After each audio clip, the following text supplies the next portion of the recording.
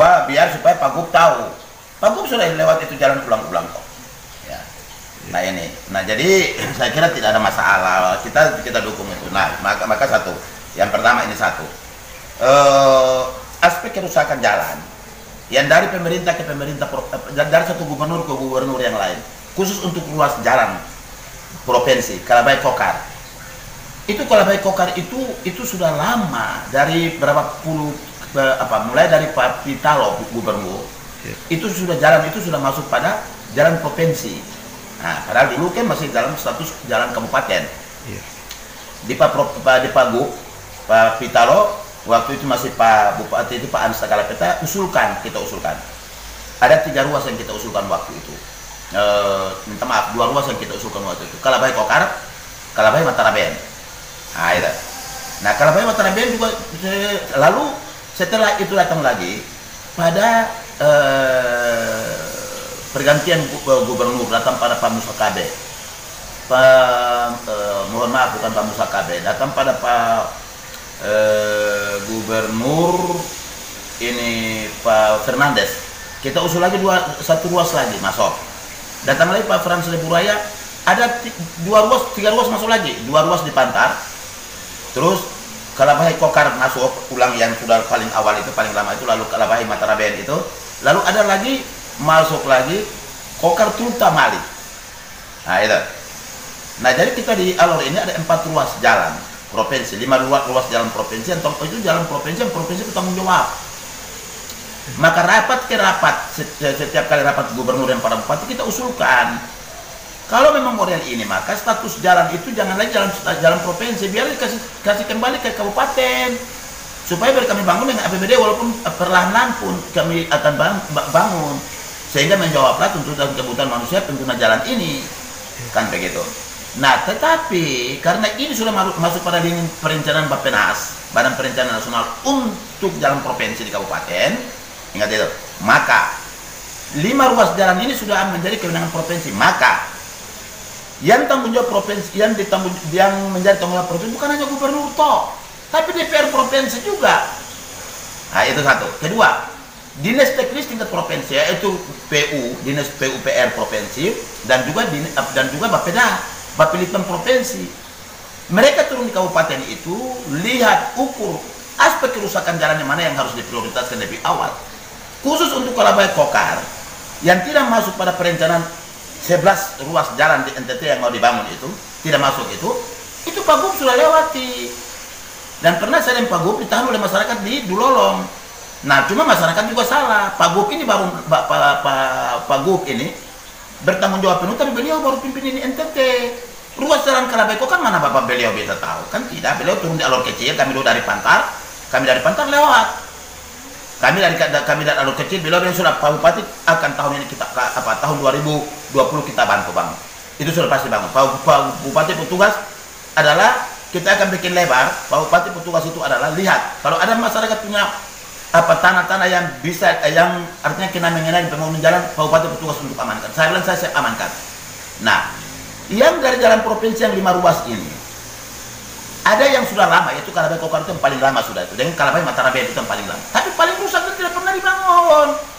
Nah itu, sehingga Kalabai Kokar ini ada kira-kira 5 kilo, 6 kilo itu paling berat, 7 kilo itu paling berat, yaitu Kalabai Dulolong, Buwono Dulolong ke Alor Kecil, itu berat, itu rusak, berantakan. Nah itu yang kita harapkan kalau bisa disentuh untuk tahun ini. Tetapi ternyata tidak disentuh tahun ini. Tahun ini dikasih lagi dari Kokar Tulta Mali. Kokar Tulta Mali itu juga lingkar provinsi jalannya, tetapi aspek kerusakannya masih bisa dilalui, masih bisa ditangani itu.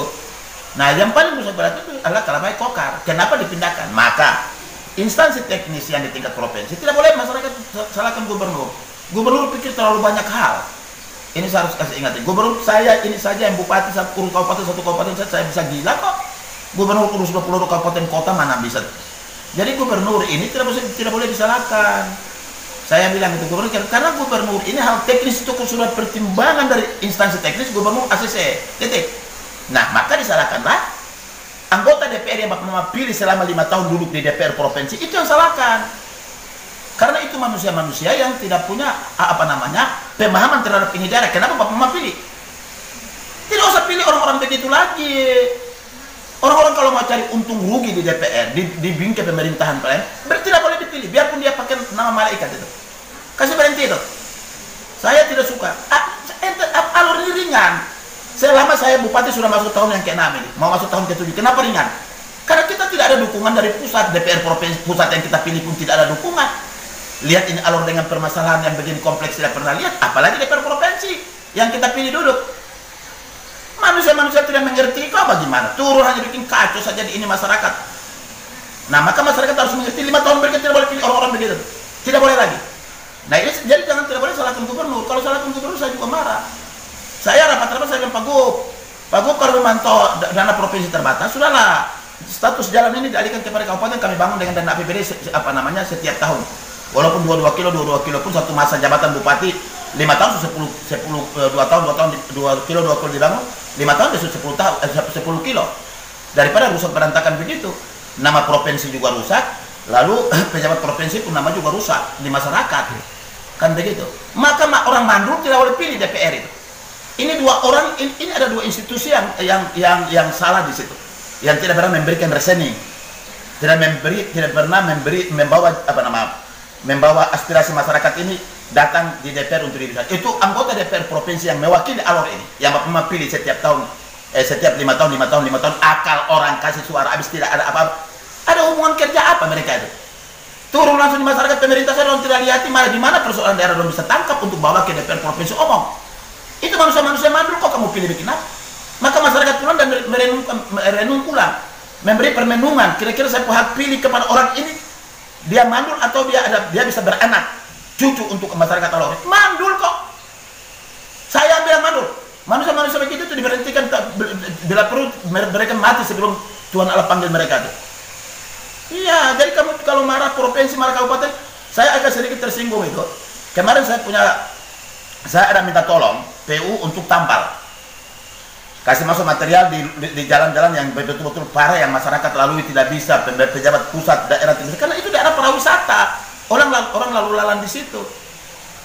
Aspek kemanfaatan dan keunggulan produk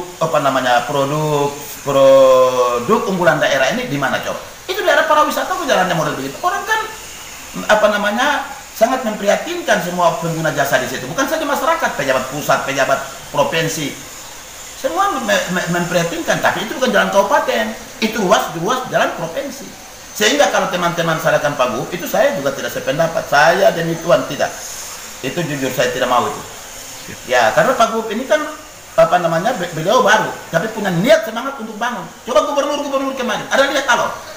Tidak ada lihat alor. Nah, maka mari sudah kita tidak boleh ada lagi yang bikin reaksi-reaksi di luar itu. Saya harap masyarakat dan pemuda tidak boleh bikin reaksi itu. Masuk sudah, masuk. Buat kita punya peradaban ini turun. Salahkan itu instansi provinsi, yaitu PUPR di sana dengan Bapeda. Perencanaannya apa itu? Itu kan dorong akal Pak Gub itu. Iya, dorong akal Pak Gub kan, padahal Pak Gub sudah lewati itu jalur. Jadi itu dong akal Pak Gub, termasuk DPR. Anggota DPR yang Bapak Mama pilih setiap 5 tahun duduk di provinsi. Itu mandul, harusnya mesti omong, mari om. Nah itu. Nah, terima kasih banyak. Ini usul